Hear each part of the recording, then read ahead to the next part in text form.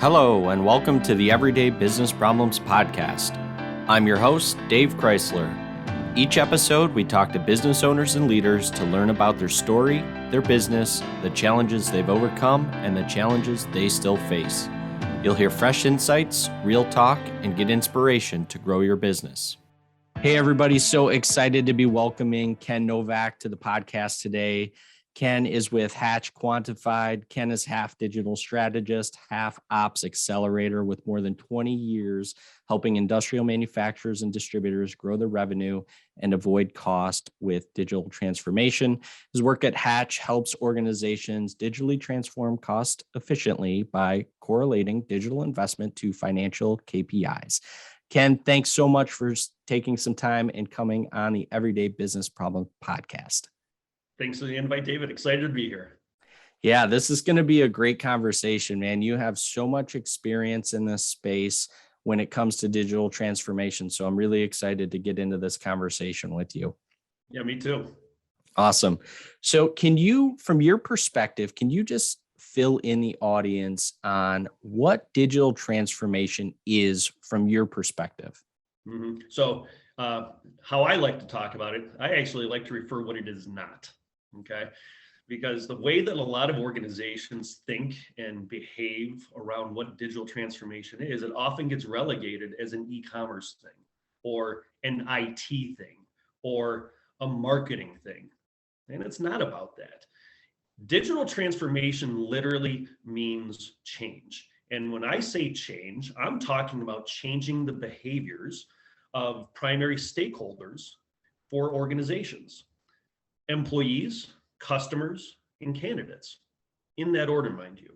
Every organization primarily needs to focus their time and effort on making the digital experiences of those stakeholders as efficiently as possible, meaning give them what they want.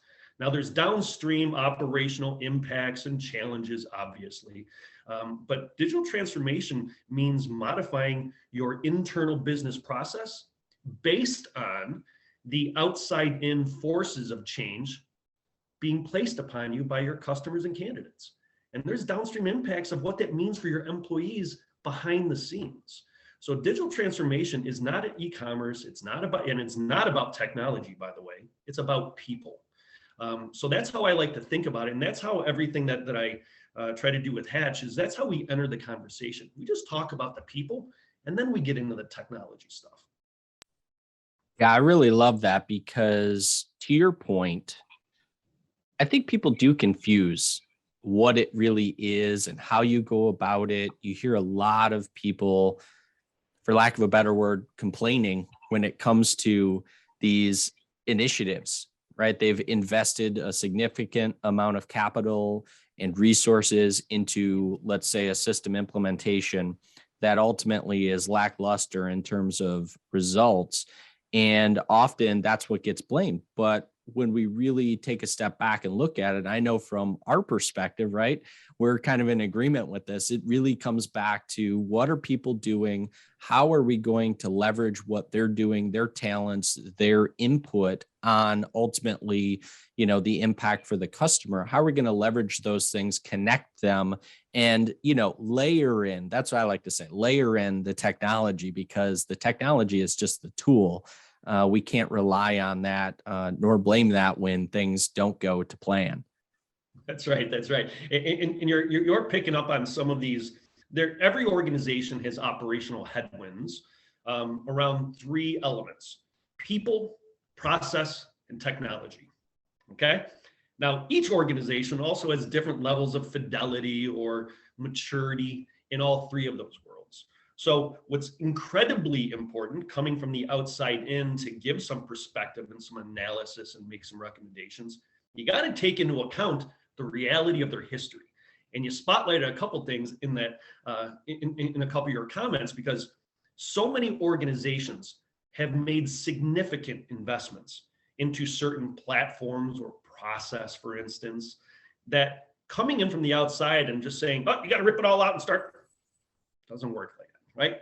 No one wants to hear that. No one's going to do it anyways. I've got $500 million already baked into this thing. You want me to rip it out? You're out of your head. Not going to happen, right? So what we have to do is we have to, first of all, don't let perfect get in the way of good. What can you do today that moves you in the right direction? And that's what the challenge of a lot of this stuff is organizations struggle with. I don't know where to start, right? What can you do that has high impact to, or high value to the business and customers, but most importantly, have low levels of effort to execute inside the realities of your business today? Yeah, 100%. I mean, it's the continuous improvement mindset, right? We don't need to look for big changes and big wins. We need to look for incremental changes that over the course of time are going to lead to those significant impacts that we're looking for. But, you put a phrase in there, and I had to write myself a note because I really love it, but don't let perfect get in the way of good. Yeah. And that's just, it's a magical phrase because that's what happens a lot of times, right? We kind of get in our own way in that, pathway of saying, well, we can make it better. We can make it better. We can do this. It's like, no, stop getting in your own way with this stuff. Yeah. Yeah, I've been doing these exercises with clients for years, right? And what I always try to do is, so I do a really deep dive CX audit, for instance, and I built this list of 120 criterion of what industrial engineers need from shopping experiences on industrial websites. And the outcome of these types of exercises every single time is a list of recommendations.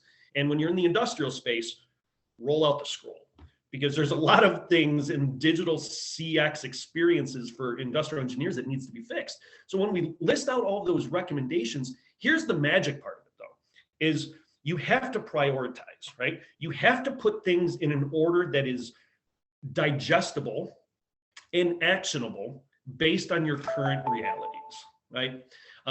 So this is eating an elephant, and understanding where you can start to get momentum that turns the battleship in the right direction is how you gain momentum.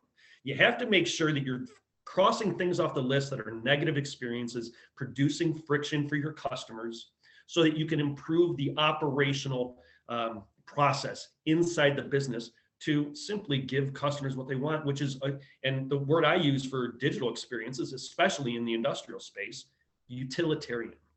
Okay, get them in and get them out, because that's what they want anyways. Yeah. And I'm a marketing guy, and I'm a creative guy too. It pains me to say, but that's the realities of who these customers are. It doesn't mean you don't have marketing content that showcase your case studies and your industry relevance, and right. Of course, you need all of that information, but it's supplemental. The reason why people go to industrial websites is for one of two reasons. I either need to find a product that fits my application, or I already own the product and I need help with it. That's it. Make sure all of your experiences are tailored to those two experiences, and you're doing something right. Yeah, I mean, there's so much, gold in what you just said there, because number one, buyers today are much more intelligent and intentional with their purchases, right? So the majority of their discovery process and competitive seeking, or competitive advantage research is done online. And that's where your marketing content comes into play, and you can get them at those early stages of their buying journey, right? But when it comes to what you brought up in terms of what they're looking for, when it comes to that purchase time and or support time, they already have all of the rest of that information. So anything that you're putting in their way in terms of that kind of immediacy of execution is just going to slow them down. For sure, it is going to frustrate them. And I always tell people, put yourself in their shoes.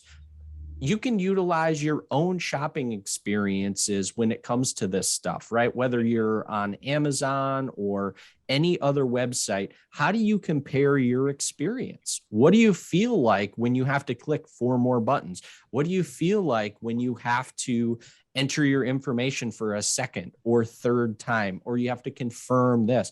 Those are all different parts of that buying journey that, unless you really understand what you're putting your customer through, you're going to have a hard time and potentially could see some lost sales because of that. There is no doubt about that. You're picking up on something I talk a lot about, which is this relationship or the heightened expectations of industrial buyers. Those expectations have been set when they have their consumer hats on. Large retail sites, Amazon, Target, whatever you want to say, those experiences are being defined by what they expect to have on industrial shopping experiences. So many industrial experiences do not sniff the same level of capability, functionality, and ease of use that B2C experiences have. The B2B world, I mean, maybe I'm a masochist, but it's a complex space. B2B is hard, but I love that. It's like an enormous puzzle that I get to kind of build over the course of time. And there's no one right way to build the puzzle, right? But it's a puzzle. You've got to dissect and organize and start making progress against. I love the business complexity, because in B2B, you're not going to be faced with more complex business related challenges that you can overcome through a variety of means, and technologies at the core of so many of this. Technology from its start was meant to streamline business process.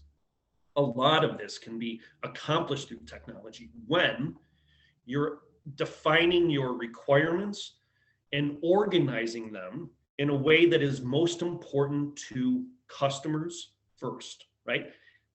Implementing those changes inside the organization affects your employees. You've got to make sure that you're mirroring, and this is the way that I like to talk about it, is mirror your internal operations to the process of the customer externally. If you do that, you are absolutely going to win more loyal business and customers from those people, just being easier business to do business with. Yeah, I mean, 100%, right? And I think, I agree with you. I think we're similar from the standpoint of this space, B2B and manufacturing. From my perspective, obviously I love the problem solving aspect of it, but from my perspective, I've always seen this space as a bit slow to adopt the technology piece of it. But to me, the biggest disconnect is really getting that alignment of people and process, and then layering in the tech on top of that. Too often I find, specifically if we're going to talk about like e-com, because we started there, but you could talk about this internally with ERP or a bunch of other types of tech and systemization. But when it comes to the e-com side, I think a lot of these businesses, they've put together something because they've had to, right? The demand has been there, but they've not thought about, back to your point, they've not thought about what does that journey look like? How are the consumers? And yes, it's B2B, but again, back to what you said, we are all, in that B2C space because we're used to shopping online. So that was where the demand came from. Manufacturers have responded by putting something together, but they've not thought about that journey component.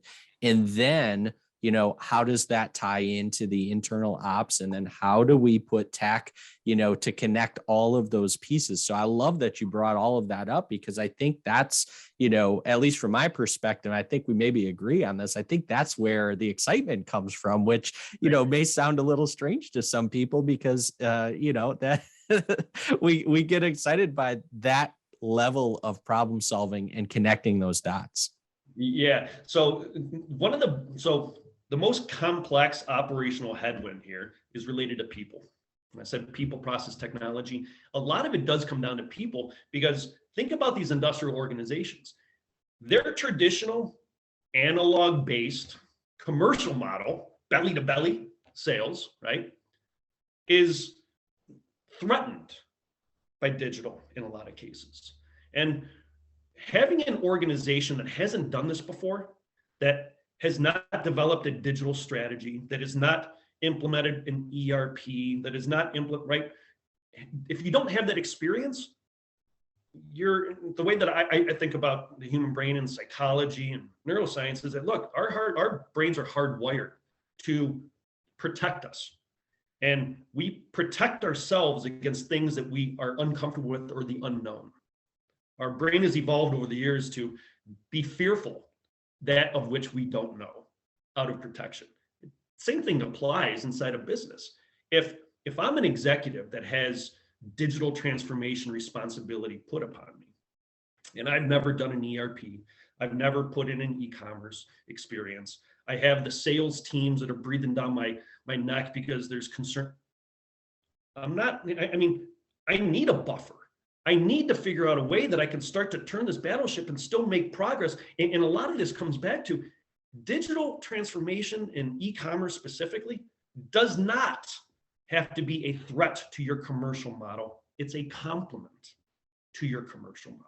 But there's change involved there. And that also means not only just change, and those change of behaviors inside the organization is where it's most important. Think differently about it. And you can still make sure that you're growing. And if you're a manufacturer out there listening to this, you can grow your business and your channel partners at the same time through digital. You absolutely can.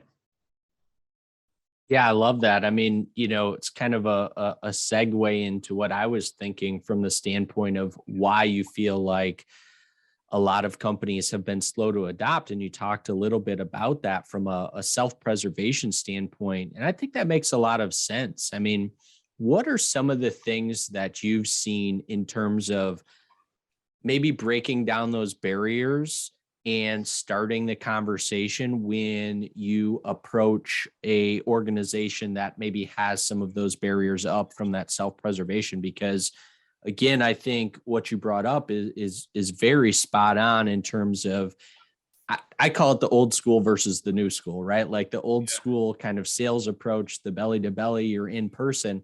But what has the pandemic done to all of that, right? All of that has now changed and has been fast forwarded, right? So we're having this conversation, some due to pandemic, but I'd love to hear your thoughts around, again, breaking down those barriers and starting those conversations, because some of it has been forced upon us.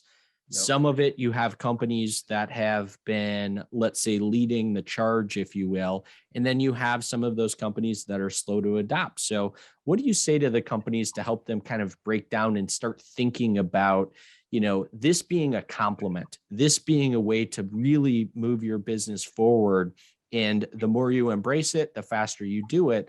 To me, obviously, not only the better the results, but ultimately the kind of further that you ultimately propel your business. Love the question, David. Here's what I do. It's not about them, the client. It's about your customers. And that is why I put together that audit, that outside-in approach to analyzing one's digital business, right? It cuts through all of the misinformation or misunderstandings or political conflict, whatever you want to call it, inside of organizations, if you make it about the customer. If you want to debate whether or not industrial engineers want to need three-dimensional CAD drawings available on your parts pages, fine, let's talk about that. I believe they do. Maybe not all engineers, but it's still something that is a sticky element that even the maintenance person that's on the shop floor, for instance, wants to understand all of those little nuances of the product that they are going to be responsible for installing to the application, right? So the way that I try to cut through some of those headwinds inside of an organization and that misinformation around threat of a commercial model is simply, this is what your customers want. And what I do, and I've seen this time and time again in the industrial space specifically, they are slow to adopt technologies primarily because of that lack of experience and knowledge and understanding of what this even means, that I have this anxiety, this angst that builds up. But what I've seen really motivates industrial corporations is when their customers are doing it, or when their competitors are doing it, I should say. They're very reactive when it comes to this. So I take that same approach for customers, that analysis, that audit, and I do it against their competitors' websites. And when they start to see, oh, I'm not doing this, but they are, I don't like that. That's what gets them moving. Yeah, it's amazing what a little competitive spirit will do for somebody. Sure. The other thing I like about that is, you know, I say that people in general are reactive by nature, right? Because it's a conscious decision to become proactive. And it's a lot of work, right? Let's be honest. It's a lot of work to take a proactive approach to anything. Health, mindset, right? Getting Podcast. stuff done. Like it doesn't matter, right? Like it takes a lot of work to be proactive at absolutely anything. And so you have to, when you are a business owner, you're in business leadership, you have to make that conscious choice. And I like that you're utilizing that competitive spirit because most people have it to kind of, prod a little bit. But what I tell leadership and ownership is that if you want to be a leader in your space, you have to make the choice. You have to put in the work. And the rest of it is all of the things that we're talking about with this, right? I mean, that's what putting in the work is: doing the analysis, doing the mapping, taking that people first approach to this stuff. Because again, it doesn't happen by accident. You didn't get to this place in your business, or let's go macro, right? You didn't get to this place in your life by accident. Okay. It was a series of events, a series of decisions. And so in order to move the needle, to go further faster, to get from where you're at today to where you want to be, it's going to be another series of decisions and putting in the work and, to be able to get you to that point. Yeah, for sure. And kind of just so, yes, there are going to be struggles along the way.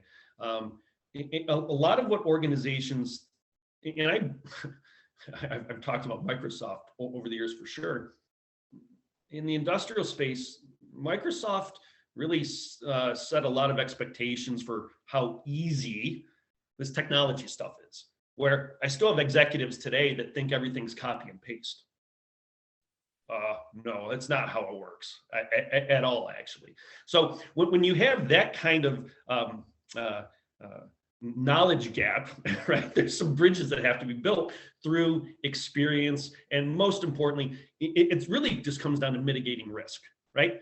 How do you put together an operational sequence and plan that mitigates the risk of the individual corporation that needs to execute? Because starting the conversation, just like I said earlier, starting the conversation with a platform, a re-platform proposal, don't start there. Figure out how you can utilize the existing investments in your existing technologies to start to get the internal operational understanding and appreciation for what this can do first. And that's hard within itself. Yeah, I agree with you. I mean, again, it's back to what we said earlier in terms of blaming the tech for, the results. And some of that is obviously going into it, not understanding what the requirements are, what the business processes require from a systemization standpoint. But to your point, you're not going to make too many friends going in from an outside approach and making that be your first recommendation. Now, ultimately, does some of your, discovery put you in that place? Yes, sometimes it does. But there are so many things that can be done before that happens to, again, further the needle in terms of that discovery, right? If we go through and we start to really dive into the process side of things and the people side of things, we can identify additional components maybe that we're missing in that initial technology piece that we can either do a bolt on that may not require, a full reset or a new implementation. So there's, again, to your point, so many different things that we can look at that will move the needle before we need to look at that. Talk a little bit. I'm curious to get your take on this too. Talk a little bit about this connection between the investment side and the return on investment side through your financial KPIs. And I want you to talk about it kind of from two perspectives, because obviously you have businesses that have an initial need, right? That aren't doing any of this. And so you've got that as one bucket. And then you've got the bucket that we just talked about, which is the bucket I think many more companies are in that have some tech, that have some understanding on the people and process side, but we really need to get laser focused to be able to move the needle. So how do we, from tying together the investment of either complete system integration or the investment of, let's say, an outside consultant coming in to help them get laser focused on taking advantage of what they're already doing and amplifying that? How do we tie that back to, the ROI of what the investment's going to be? Okay. That's a heavy question. So here's how I'm going to start answering that. Is in both of those worlds, organizations that have not done anything versus ones that have done and made investments along the way that probably aren't happy with it. Those are both pretty large, tall poles that have to be overcome regardless, right? But the process is different. So if you've never made investments before, in some ways, you actually have it easier than those that have made the investments because of the bowl of spaghetti behind the scenes where all those data currently lives to make use of it, right? So in some ways, if you've never done it before, you actually might have a easier time going through this transition because strategy, technology, and best practice use cases have largely been defined for so long already. And that is actually part of the reason why I'm so excited about being in B2B and why I got into B2B is that they were laggards. And in a large case, let's call a spade a spade. A lot of organizations in the industrial space still are lagging when it comes to this adoption. So the approach is going to be different. The need is the same, however, to make sure that they can understand how. So I want to get back to that ROI because the investment, and we're talking about executives, and B2B is a numbers-driven business more than any other type of industry out there. It's all about margin, right? Maximize margin. And there's a number of ways you can do that. So tying it back to financial KPIs, what organizations do really, really well is that they have enterprise operational KPIs. So financial KPIs, EBITDA, margin, net revenue, ROIC, whatever financial metrics your organization uses. You have enterprise level operational KPIs that executives follow, such as yield or scrap rate or inventory turns, right? Executives follow those operational KPIs because they can kind of predict the future of what the quarter end numbers are going to look like. But most importantly, if I can catch something earlier on, I can tune the dial a little bit to improve those numbers.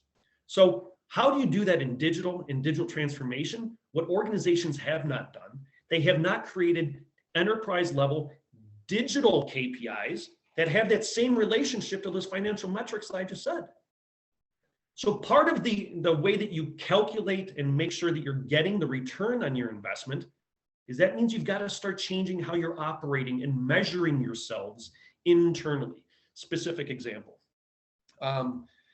Past client 7 out of 10 incoming phone calls to customer service were to ask the exact same question. What's the status of my order? 7 out of 10. David, it costs an organization $8 every time you've got to pick up the phone. $8 for something that customers have said for years. I just want to log on. I just want to get on the website. I can do it on every other website. Why can't I do it on yours?